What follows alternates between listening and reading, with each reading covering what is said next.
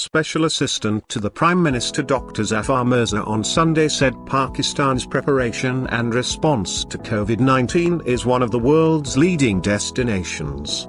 In a statement, the special envoy said the government was able to compile COVID-19 with timely decisions, plan to fill vacancies, use standard procedure, SOPs, and trace, test and quarantine, TTQ. He said the government was committed to bringing about fundamental changes by bringing health to the country. Dr. Mirza blamed the health sector's challenges today on the shared failures of previous governments, adding that the current government was aware of the problems in the health sector and would prioritize people's health needs.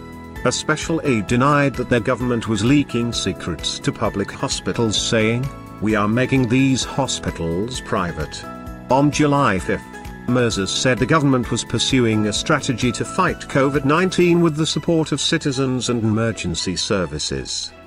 During a visit to the Pakistan Institute of Medical Science, PIMS, in Islamabad, Dr. Mirza praised the efforts of healthcare workers and medical staff who are fighting the epidemic first.